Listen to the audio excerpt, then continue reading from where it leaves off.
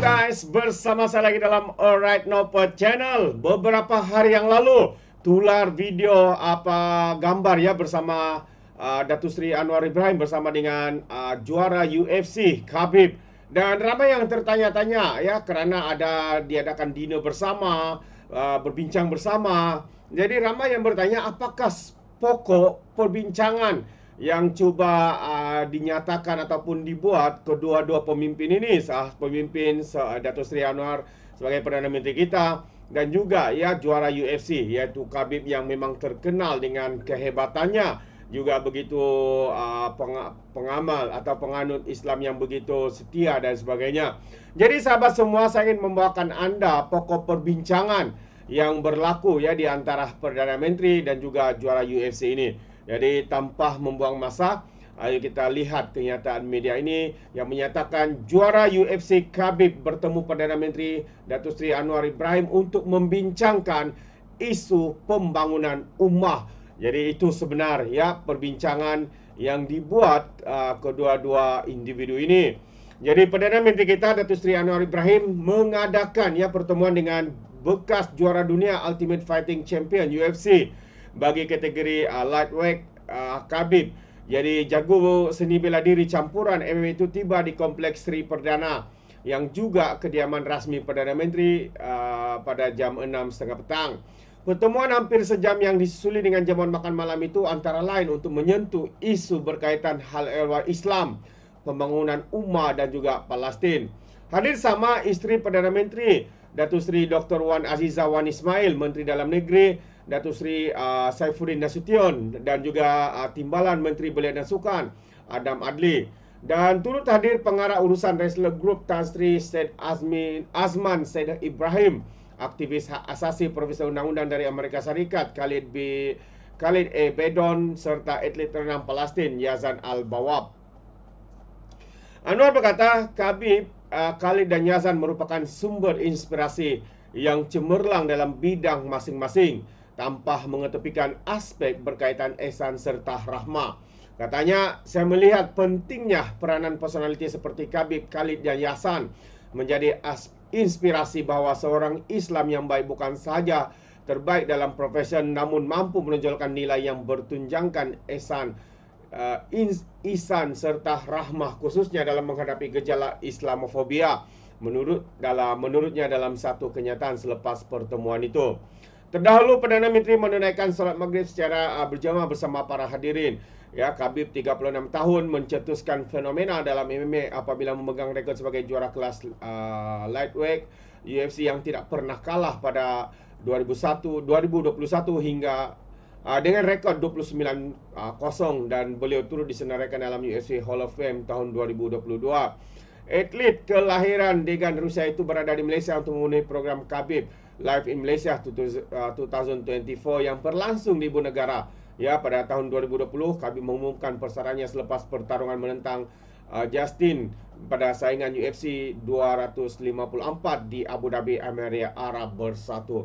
Jadi itu dia sahabat semua perbincangan ya kedua-dua individu ini ya di antara Perdana Menteri kita dan juga legend UFC, tidak lain tidak bukan Khabib, sahabat-sahabat semua.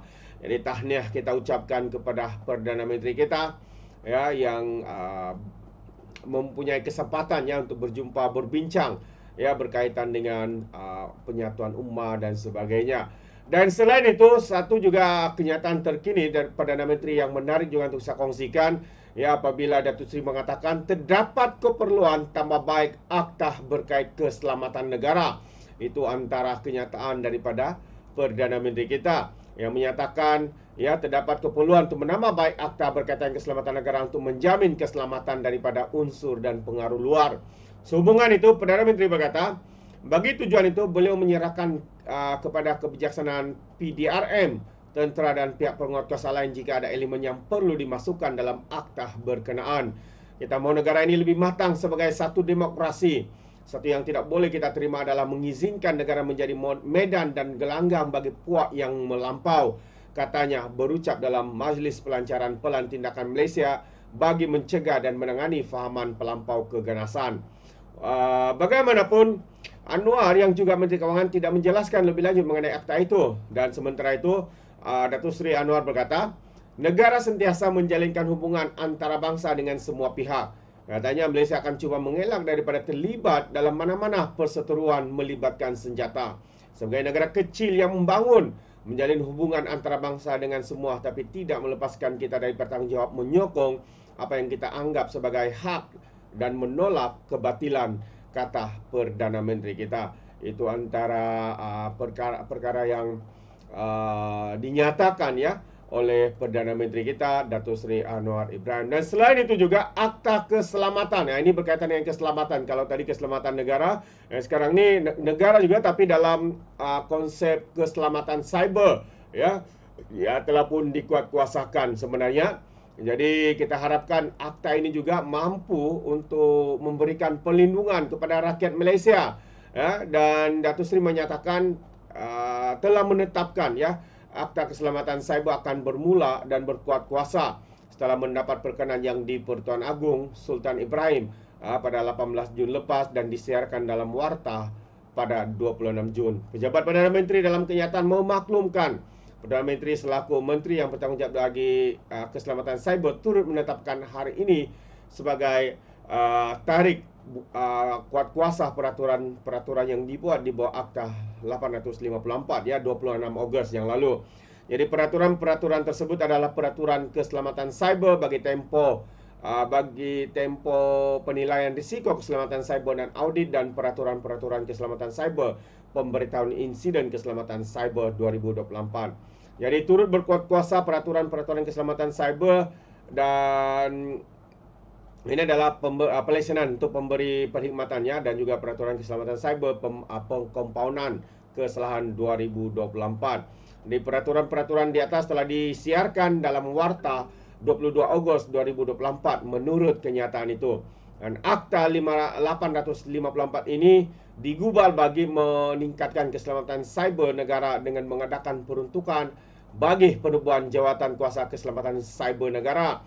Kewajipan dan kuasa Ketua Eksekutif Ketua Agensi Keselamatan Cyber Negara, fungsi dan kewajipan Ketua Sektor Infrastruktur Maklumat Kritikal Negara serta entiti NCII itu sendiri. Dan selain itu, turut digubal untuk pengurusan ancaman keselamatan cyber dan insiden keselamatan cyber terhadap NCII, mengawal selia untuk memberikan perkhidmatan keselamatan cyber melalui pelaksanaan dan mengadakan peruntukan bagi perkara yang berkaitan.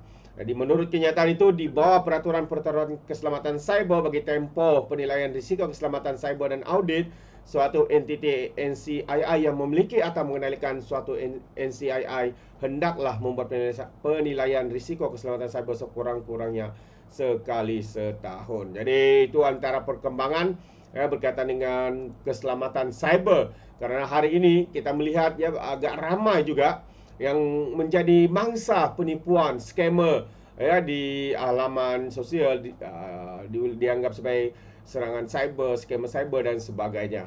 Jadi kita harapkan dengan perkara-perkara dan penguatkuasaan seperti ini yang mampu memberikan perlindungan ya kepada rakyat sekurang-kurangnya.